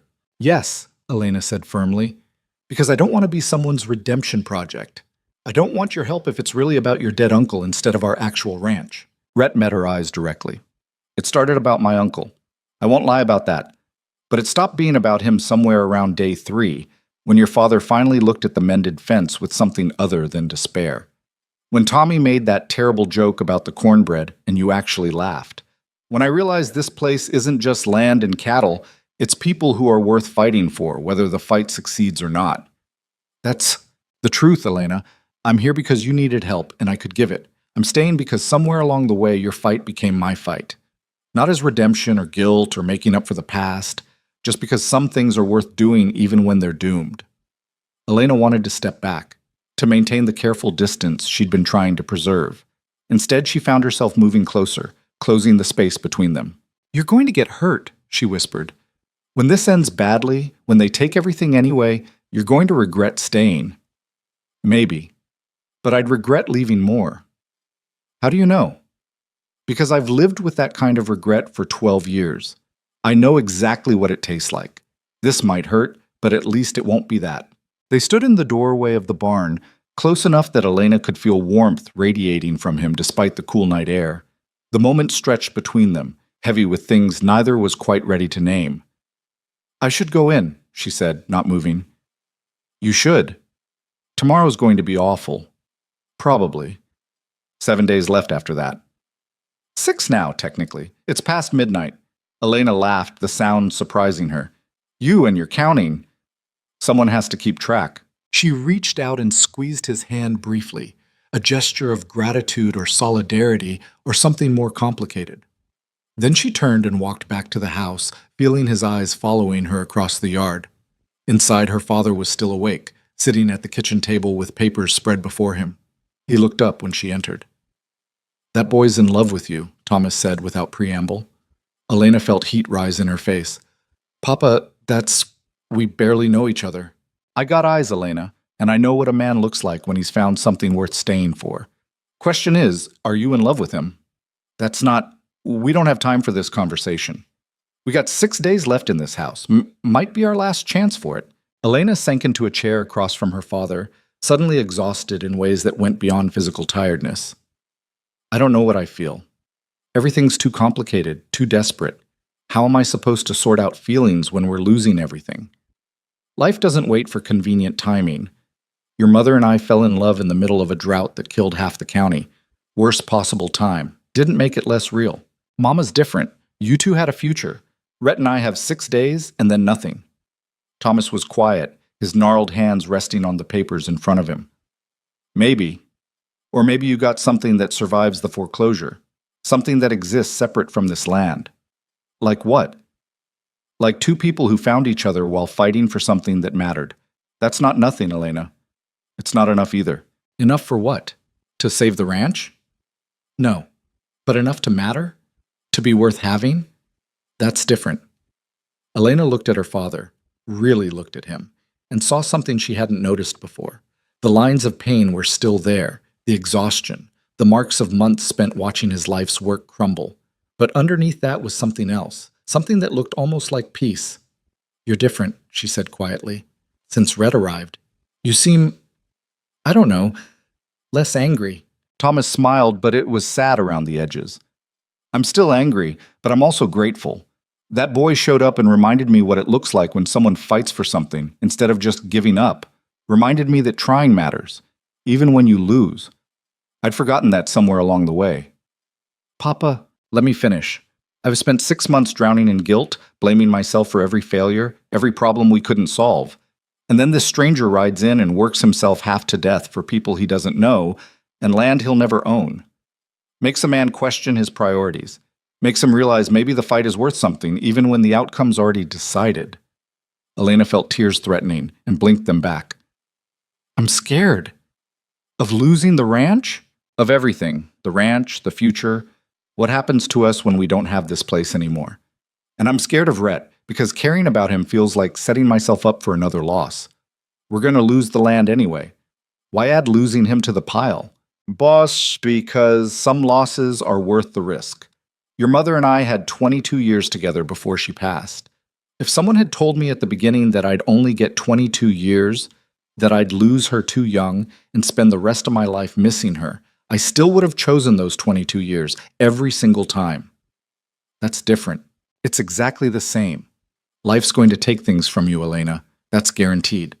The only choice you got is whether you open yourself up to good things knowing they might end, or close yourself off completely and lose nothing because you never had anything to begin with.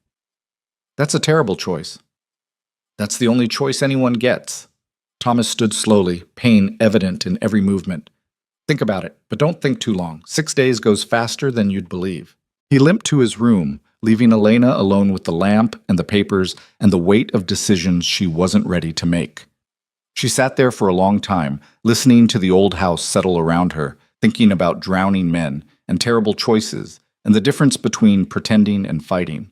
When she finally went to bed, sleep came in fragments.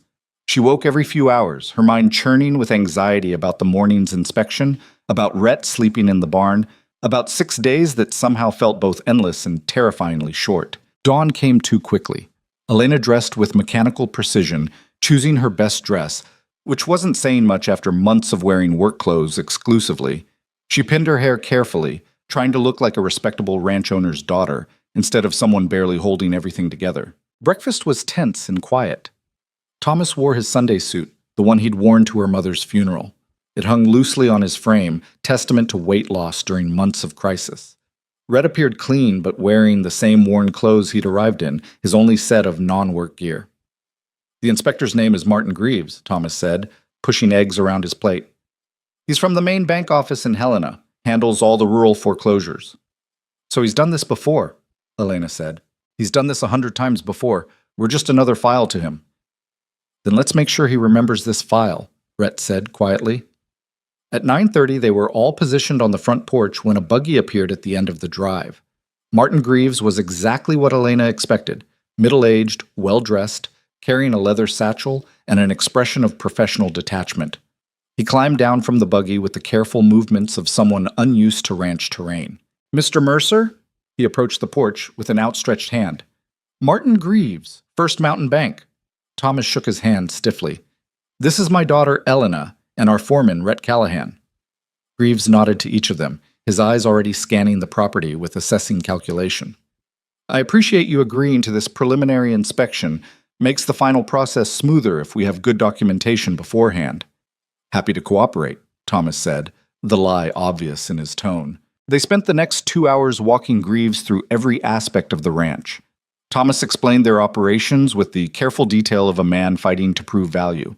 Elena pointed out improvements they'd made, carefully not mentioning they'd been completed in the last 10 days. Rhett demonstrated the water pump, the cattle quality, the fence repairs, all the evidence of a functioning operation. Greaves took notes with mechanical efficiency, his expression never changing from polite professional interest.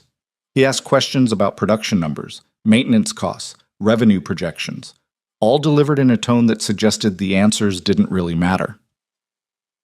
"The infrastructure is in better shape than I expected," Greaves admitted when they returned to the house. "Your records indicated significant deterioration. Things improve when you actually work them," Thomas said with barely restrained bitterness. "Indeed." Greaves checked his notes. However, the outstanding debt remains substantial. The bank's position hasn't changed. Foreclosure will proceed as scheduled unless the full amount is paid by the deadline. "Which is 6 days from now," Elena said. 5, actually. The deadline is midnight on the 23rd. Today is the 18th. 5 days. The number hit Elena like a physical blow. Somehow hearing it from an official source made it more real than all of Rhett's careful counting. "Is there any possibility of extension?" Thomas asked, and Elena heard the desperation he was trying to hide. "If you can see the ranch is viable." "Viability isn't the issue, Mr. Mercer. The issue is debt service. The bank has been more than patient. Multiple extensions have already been granted. At this point, our position is final. So that's it. 5 days and then you take everything." Greaves's expression softened slightly, the first hint of humanity he'd shown. "I understand this is difficult. Foreclosure is never pleasant for anyone involved. But the bank has obligations to its investors and depositors. We can't continue carrying non-performing loans indefinitely." "Non-performing," Thomas repeated bitterly. "That's what 18 years of work comes down to. A non-performing loan." "Papa," Elena said quietly, touching his arm. Greaves gathered his papers and stood. I'll file my report with the main office. The foreclosure will proceed as scheduled. You'll have until midnight on the 23rd to vacate the property. I'm sorry it came to this, Mr. Mercer. Truly. He walked to his buggy with Thomas following, still trying to negotiate the impossible. Elena stayed on the porch with Rhett, watching her father's last desperate attempt to save something that was already lost. 5 days, she whispered. 5 days, Rhett confirmed, and for the first time since arriving, he sounded defeated. Greaves departed with a cloud of dust, leaving them standing in the yard of a ranch that now had a hard expiration date. Thomas stood staring after the buggy long after it disappeared, his shoulders slumped with the weight of finality. Papa? Elena approached carefully. Come inside, you should rest. Rest for what? 5 more days of pretending this is still ours? But he let her guide him to the porch, his steps mechanical and distant. Tommy and Jacob appeared from the barn where they'd been deliberately staying out of sight during the inspection. One look at Thomas's face told them everything they needed to know. I'm sorry, boss, Tommy said quietly. Real sorry. Thomas just nodded, unable to speak. He disappeared into the house, and moments later they heard his bedroom door close with a soft click of defeat. Elena stood in the yard, feeling everything they'd built over the past 10 days crumble into dust. The mended fences, the working pump, the grazing cattle, all of it suddenly pointless. They'd fought so hard, accomplished so much, and it hadn't made even a dent in the inevitable. I need to be alone, she said to no one in particular, and walked toward the creek before anyone could respond. She found her spot under the oak tree where her mother was buried, the place she went when everything else became too much. The grave was simple, a wooden marker her father had carved, already weathering after 2 years of exposure. Elena sat with her back against the tree and let herself feel the enormity of what was coming. 5 days. Then strangers would own this land, would walk past this tree without knowing or caring that Margaret Mercer was buried beneath it, would probably plow up the marker to make room for whatever they planned to build. She heard footsteps and looked up to find Rhett approaching slowly, giving her the option to send him away. Elena didn't have the energy to send anyone anywhere. Mine company? He asked. Would it matter if I did? Yes. She patted the ground beside her, and he sat carefully, respecting the space without making it awkward. They were quiet for a while, listening to the creek murmur its way past and the wind move through the oak's branches. Your mother? Rhett asked, nodding to the grave marker. Margaret Ann Mercer. Died 2 years ago from pneumonia that turned into something worse. She fought for 6 weeks before her body finally quit. I'm sorry. Everyone's always sorry. Doesn't bring her back. Doesn't save the ranch. Elena pulled up grass with jerky movements. She loved this place. Loved it more than anything except maybe my father. And now strangers will own it, and she'll just be an inconvenient grave marker in their way. They can't move her without family permission. What family? We'll be gone. And I don't have the money to arrange a reburial somewhere else. So she'll stay here while everything around her changes, and I'll be somewhere else unable to visit. That's what we've accomplished in 5 days, Rhett. We made sure my mother's grave will be abandoned. Elena, don't. She turned to face him, anger and grief mixing into something sharp. Don't tell me it's not my fault. Don't tell me we tried our best. Don't give me another speech about fighting being more important than winning. I'm tired of fighting. I'm tired of trying. I'm tired of hoping that maybe, possibly, this time things will be different. They're never different. They're always exactly as terrible as they seem. Rhett let her rage wash over him without flinching, his expression steady and sad. When she finally ran out of words, he said quietly, You're right. Elena blinked. What? You're right. The fighting isn't enough. The trying didn't save anything, and hope was probably just making everything hurt worse. You're absolutely right about all of it. Then why did you stay? Why did you make us believe... Her voice cracked. Why did you make me believe that maybe we could actually do this? Because believing we could try was better than accepting defeat 10 days ago. Not better enough to save the ranch, obviously, but better enough that your father remembered what it felt like to fight instead of just surrender. Better enough that you got 10 days of actually working towards something instead of watching everything collapse in slow motion. Better enough that when this ends in 5 days, you'll know you did everything possible. That's not better. That's just a different kind of terrible. Maybe. But it's the only kind of terrible where you get to keep your dignity, where years from now you can remember this and know you fought until the very end instead of giving up because it was easier. Elena wiped at her eyes angrily, hating the tears she'd been holding back for days. I don't want dignity. I want my home. I want my mother to not be buried on land I'll never see again. I want my father to stop hurting. I want. She stopped, unable to continue. What? Rhett asked gently. What else do you want? I want you to not have wasted 10 days of your life on us. I want you to have ridden north like you planned and found that perfect land and built something that actually worked. I want you to not be sitting here watching me fall apart because you felt guilty about your uncle. That's what I want. Elena, look at me. She did, reluctantly. His expression was serious but not pitying. Those 10 days weren't wasted. Working this ranch, helping your father, getting to know you, none of that was waste, even if it ends badly. Even if everything we fixed gets torn down by whoever buys this place. Those 10 days mattered because they happened, because we tried, because for a brief moment this ranch had a fighting chance. That's not waste. That's the most purposeful 10 days I've spent in years. How can you say that? We're losing everything. You're losing the land. You're not losing everything. What's left? Rhett reached out and took her hand carefully, like he was handling something fragile. You've got your father, who's still alive and still loves you. You've got memories of this place that nobody can take away.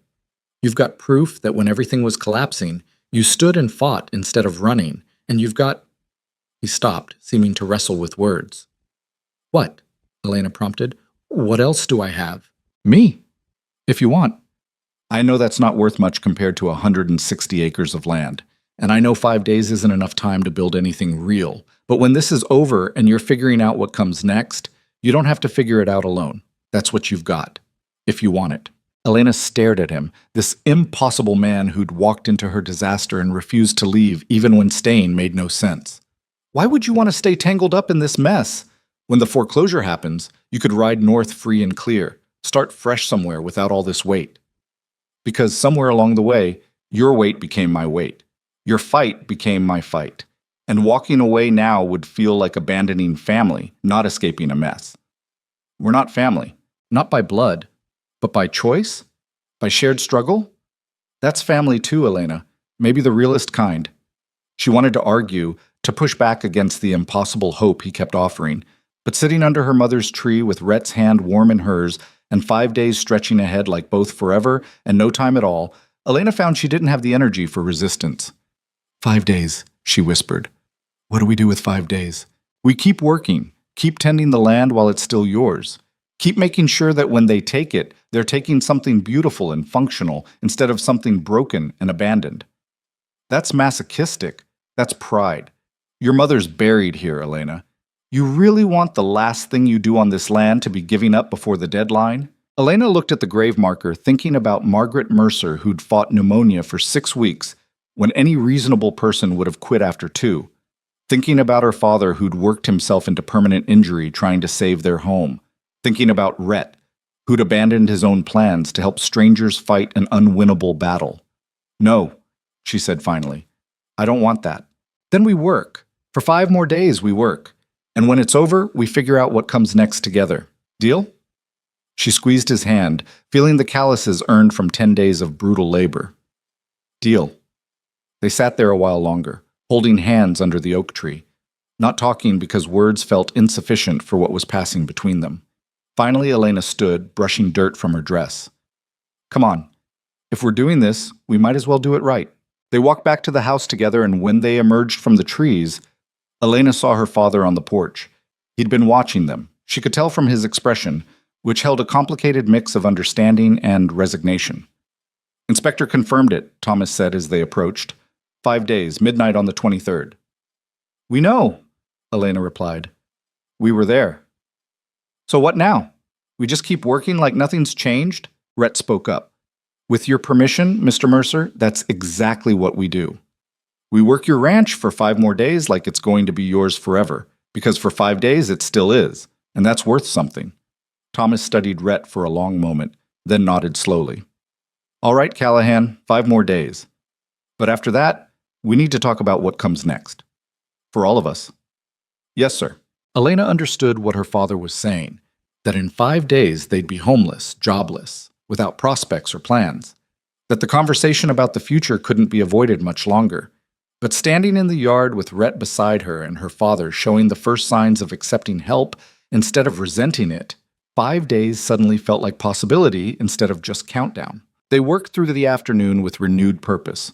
Tommy and Jacob returned, and the five of them tackled projects that had been waiting months for attention. The barn roof got patched, the chicken coop got rebuilt, the irrigation ditches got cleared, small victories that wouldn't save them but mattered anyway. At dinner, the mood was lighter than it had been in days, possibly because the worst had been confirmed and there was nothing left to dread. They ate and joked and planned tomorrow's work like they had all the time in the world. That night, walking Rhett to the barn, Elena stopped him at the door. "Thank you," she said simply. "For what?" "For staying. For 10 days ago, when you asked for a seat at my table and somehow decided our disaster was worth your time. For today, when you convinced me that 5 more days of trying matters. For all of it." Rhett smiled, and it transformed his tired face into something younger. "Thank you for letting me stay, for giving me a chance to help instead of sending me away, for letting this become my fight too." They stood close in the darkness, and Elena felt the pull between them, the thing they'd been carefully not naming for 10 days because everything was too complicated and desperate. But with 5 days left, complicated didn't seem like a good enough reason to keep pretending. "Rhett?" "Yeah?" "When this is over and we're figuring out what comes next, I'd like you to be part of that, whatever it looks like." His smile widened. "I'd like that too." "Good." She squeezed his hand once more, then stepped back before she did something reckless. 5 more days. 5 more days, he agreed. Elena walked back to the house, feeling lighter than she had in months despite everything. Behind her, Rhett stood in the barn doorway, watching until she was safely inside. Then he turned to his own rest, ready for another day of fighting for land that wasn't his and people who'd become something much more important than strangers. 5 days left. It wasn't enough time to save anything, but it was enough time to matter. And in the end, that was the only victory they'd ever really had a chance at winning. The morning of the 4th day began with a rider approaching at dawn. Not unusual in itself, but the speed and urgency made Elena's stomach drop before she'd even stepped off the porch. She recognized Samuel Porter, who ran the telegraph office in Silver Ridge, and the fact that he was riding out personally meant the news couldn't wait for regular channels. "Miss Mercer," Samuel called, breathless as he pulled his horse to a stop. "Is your father available? Got urgent correspondence from Helena." Thomas appeared in the doorway, already dressed despite the early hour. Sleep had become elusive for all of them as the deadline compressed. "What is it, Porter?" Samuel dismounted and handed over an envelope with the bank's seal. "Came through late yesterday. Marked priority. Thought you should have it soon as possible." Thomas's hands shook slightly as he opened it. Elena moved to his side, reading over his shoulder. The letter was brief and bureaucratic, but one paragraph stood out with devastating clarity. "They moved the deadline," Thomas said, his voice hollow. "Foreclosure proceedings have been accelerated. We have until midnight tonight instead of 4 more days." Elena felt the words hit like a physical blow. "They can't do that. We have a contract, a timeline." "They can and they did." Thomas scanned the letter again, as if reading it multiple times might change the content. "Something about processing efficiency and scheduling conflicts. Doesn't matter the reason. Midnight tonight, and it's done." Samuel shifted uncomfortably. "I'm sorry, Thomas. If there's anything I can do..." "There's nothing anyone can do, but thank you for bringing this out." After Samuel left, Elena stood in the yard feeling everything crystallize into sharp, immediate panic. 4 days had felt impossible but manageable. 18 hours felt like a cruel joke. Rhett emerged from the barn, took one look at their faces, and crossed the yard quickly. "What happened?" "Deadline moved," Elena said flatly. "Midnight tonight." She watched the news hit him, saw the same calculation she was doing, hours instead of days, endings measured in moments rather than sunrises. His jaw tightened, but he nodded, accepting it the way he seemed to accept everything impossible. "Then we have 18 hours, he said simply. "To do what?" Elena heard the edge of hysteria in her voice. "We can't make enough money in 18 hours to satisfy the bank. We can't negotiate anything meaningful. We can make sure this place looks perfect when they take it," Rhett interrupted firmly. "We can make sure your father can stand on this porch tonight and know he did everything possible. We can make sure when you leave here, you leave it beautiful instead of broken." "That's insane." "Most worthwhile things are." Thomas had remained silent, staring at the letter like it might spontaneously combust. Finally he said, voice rough, "Callahan's right. We got 18 hours. Let's not waste them arguing about what we can't change. They worked with the intensity of people who knew this was the last time.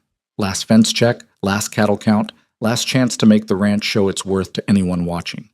Tommy and Jacob arrived and were immediately absorbed into the desperate efficiency of final efforts. Nobody talked about the deadline. They just worked. By noon, Elena found herself in the garden behind the house, pulling weeds with savage determination from her mother's flower beds. Margaret had loved this garden, spent hours here during seasons when the work allowed. It had gone wild during the crisis months, but Elena attacked it now with something bordering on violence, as if perfect flower beds could somehow make up for losing everything else. "You'll wear yourself out," Rhett said from behind her. "Good. Rather be exhausted than thinking." He knelt beside her and started working without asking permission, his hands gentler with the plants than she'd been. They worked in silence for a while, the sun climbing higher and hotter. "When I was 17, Rhett said eventually, after my uncle's funeral, I spent a whole day fixing up his house. Scrubbed it top to bottom, repaired everything broken, made it look better than it had in years. The new owner was going to tear it down anyway to build something bigger. But I did it anyway because it was the only thing I could control, the only way I could show that the place mattered, even if nobody else cared." Elena sat back on her heels, looking at him. "Did it help?" "Not really. House still got torn down 3 days later. But years later, I'm glad I did it. Glad I gave that place a proper goodbye instead of just walking away from the wreckage." "That's what we're doing, isn't it? Saying goodbye?" "Yes." The simple honesty of it broke something in Elena's chest. She'd been trying so hard not to acknowledge the finality, to keep fighting like victory was still possible. But Rhett's quiet acceptance gave her permission to feel what she'd been suppressing. "I hate this," she whispered. "I know. I hate that we tried so hard and it didn't matter. I hate that my mother's buried here and I won't be able to visit. I hate that my father's going to lose everything he built. I hate that you wasted 2 weeks helping us for nothing." "Not nothing, Elena. Never nothing." "What did we accomplish? Seriously, what changed except now? It hurts worse because we believed we might actually—" Her voice cracked. "Because I believed you. I believed that maybe trying mattered more than winning. And it doesn't. Trying just means you're exhausted and heartbroken when you lose instead of just heartbroken." Rhett moved closer, his hand finding hers in the dirt of the garden. "You're right. It does hurt worse. But would you rather have the last 2 weeks back?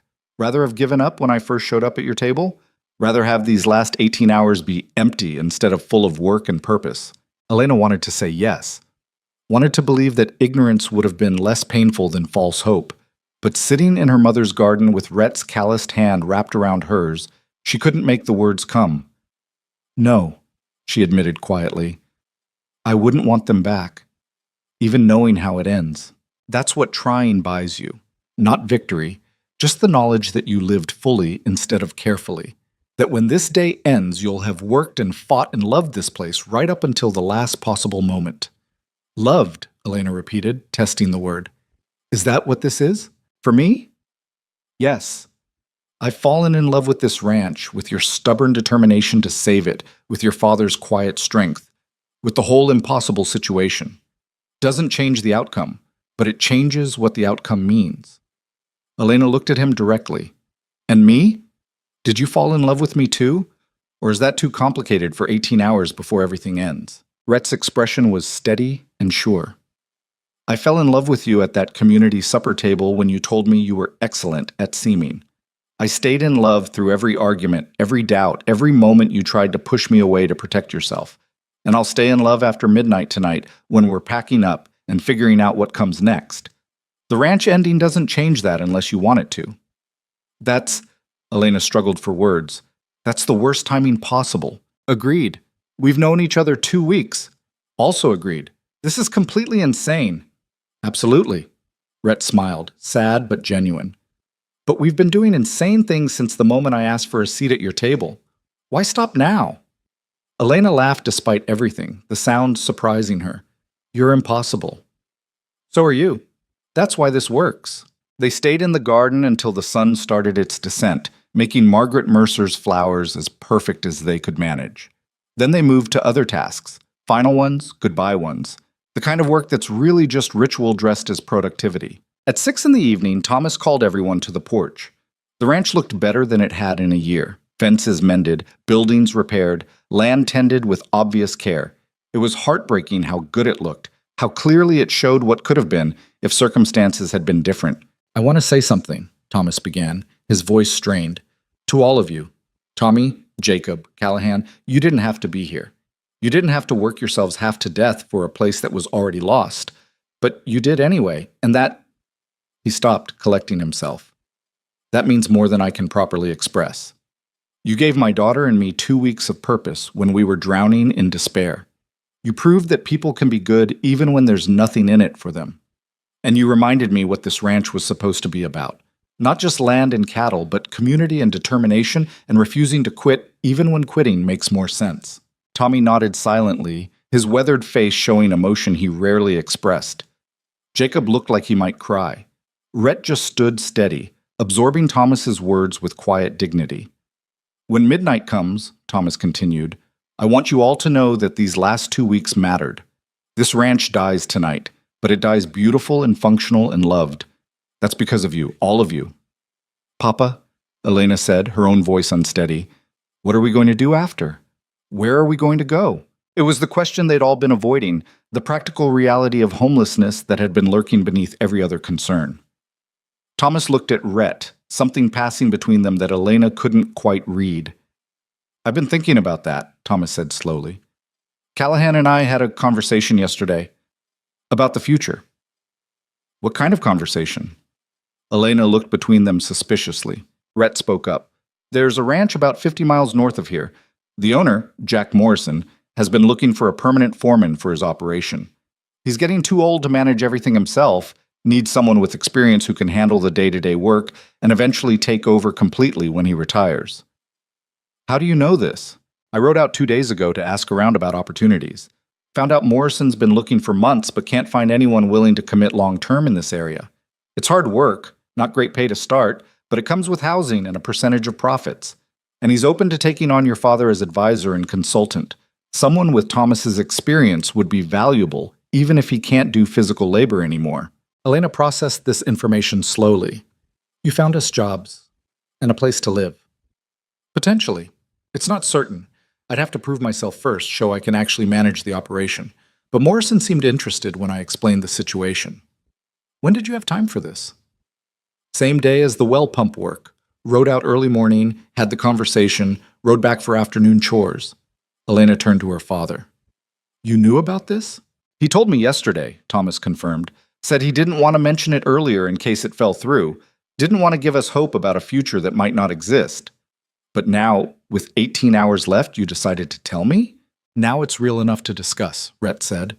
"Morrison sent word this morning. He'll take us on, trial basis initially. If it works out, the foreman position becomes permanent. Your father would have a consulting role with light duties and his own quarters. And you," he paused, "he'd take you on too, whatever capacity you want.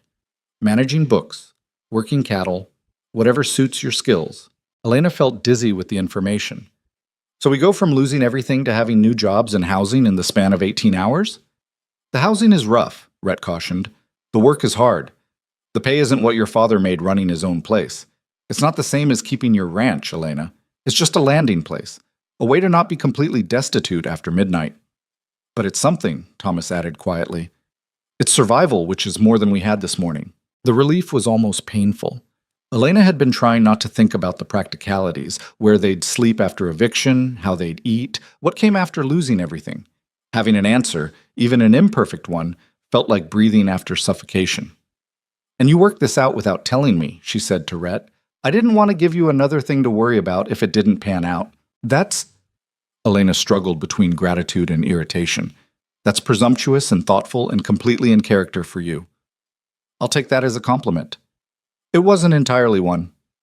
But she was smiling despite everything, and Thomas was smiling too, and suddenly the last 18 hours felt less like an ending and more like a transition. Painful, yes. Unfair, absolutely.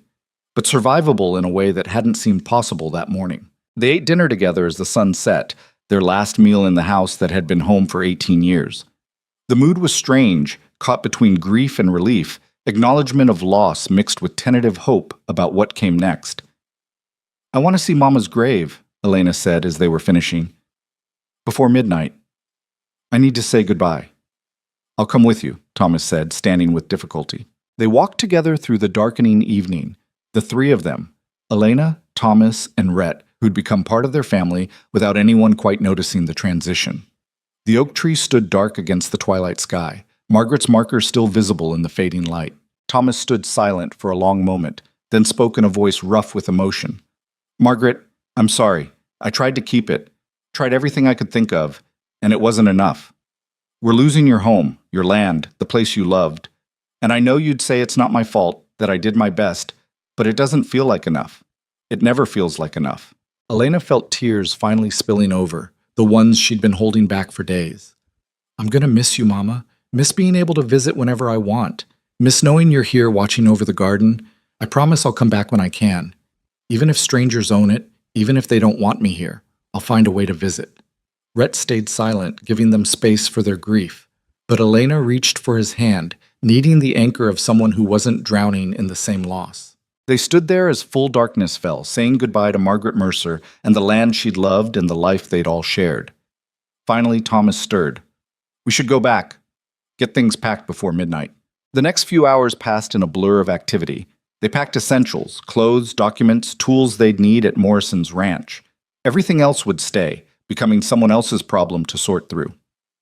Elena moved through rooms that had been hers for her entire life, touching walls and furniture with the desperate awareness of last times. In her bedroom, she found Rhett standing by the window, looking out over the ranch in moonlight. You should be packing, she said. Already done. Didn't have much to pack in the first place. Elena joined him at the window. The ranch looked peaceful in the silver light, beautiful and deceiving. I'm scared, she admitted. About tomorrow. About Morrison's place. About all of it. That's reasonable. But you're not scared. I'm terrified, Rhett corrected. I convinced a man I barely know to take on 3 people on my recommendation. If I can't actually do the job, if I fail at being foreman, that's on me. That's your father's future and yours that I've gambled with. So we're both terrified. Seems like. Elena leaned against him, feeling his arm come around her shoulders. Thank you for finding Morrison, for not giving up on finding us a future even when I'd stopped looking for one. That's what you do for people you love. You find them futures when they can't see them anymore. Is that what we are now? People who love each other? I think we've been that for a while. Just took a deadline to make us admit it. They stood together watching the ranch in its final hours under their care. At 11:30, Thomas called them back to the main room. Everything was packed and ready. They had 30 minutes left. I want to do one last walk, Thomas said. All of us together. One final check of the place before we leave it. They walked through the property in the moonlight, Thomas moving slowly, Elena and Rhett on either side of him, Tommy and Jacob following behind. They checked fences that would soon be someone else's concern, looked in on cattle that would be sold to new owners, stood in the barn where Rhett had slept for 2 weeks. At the north pasture, the place where this had all really begun, they stopped. The fence Rhett and Elena had repaired on those first days stretched into darkness, solid and functional. Good work, Thomas said quietly. All of it. 2 weeks ago, this place was dying from neglect. Tonight, it's as beautiful as it's ever been. That counts for something. Does it? Elena asked. When someone else gets to enjoy it? It means we loved it properly until the end. That's its own kind of victory. They made their way back to the house just as the clock began striking midnight. 12 chimes marking the official transfer of ownership, the legal death of everything Thomas had built. When the last chime faded, they stood in the yard in silence. It was done. The ranch belonged to First Mountain Bank now. They were trespassers on their own land. Time to go, Thomas said finally. They loaded the wagon with their packed belongings, a pathetically small amount of goods for 18 years of life. Tommy and Jacob had already said their goodbyes earlier, both promising to visit once Elena and her father were settled at Morrison's place. Elena took one last look at the house, the barn, the fields spreading out in moonlight. Somewhere behind them, her mother's grave rested under the oak tree. Leaving felt like abandoning Margaret all over again. We can come back, Rhett said quietly, reading her thoughts. Once we're settled, we'll make time to visit. Promise? Promise. They climbed onto the wagon, Thomas in front with the reins, Elena and Rhett in the back among their belongings. As they pulled away, Elena watched the ranch recede into darkness. The place she'd been born, where she'd learned to ride and work cattle and survive crisis. The place her mother was buried and her father had broken himself trying to save. Gone now, lost to debt and circumstance and the cruel mathematics of banking. But sitting next to Rhett in the wagon bed, heading toward Morrison's ranch and whatever future waited there, Elena felt something she hadn't expected to feel. Relief. Not relief at losing the ranch. That hurt would stay with her for years. But relief that the fight was finally over. Relief that they'd tried everything possible and could stop the exhausting work of hoping against reality. Relief that tomorrow would come with new work in a new place, difficult and uncertain, but at least not drowning in the weight of inevitable foreclosure. "You all right?" Rhett asked. "No, but I will be." That's all anyone can hope for. They rode through the night toward Morrison's ranch, leaving behind the land that had defined them, and moving toward a future none of them had chosen, but all of them would build together. The loss was real and permanent. The grief would linger long after the practical problems were solved. But watching the dawn break over unfamiliar terrain as they approached Morrison's property, Elena thought maybe her father had been right after all. Maybe trying did matter more than winning. Maybe fighting until the end was its own kind of victory, even when the end came exactly as predicted. They'd lost the ranch, but they'd kept their dignity. They'd loved the land properly until the final moment. They'd fought with everything they had and walked away knowing no one could say they surrendered without exhausting every option. And Elena had found something she hadn't been looking for. A man who'd asked for a seat at her table and ended up sharing her fight, her grief, and now her uncertain future. A man who'd proven that trying mattered by trying when no one else would. Morrison's ranch appeared as the sun climbed higher, smaller than the Mercer place, rougher around the edges, but functional and clearly well managed. Jack Morrison himself came out to meet them, an older man with shrewd eyes and a firm handshake. "Thomas Mercer," he greeted. "Heard good things about your operation. Sorry about the foreclosure." "Thank you for taking us on," Thomas replied. "Taking you on trial," Morrison corrected.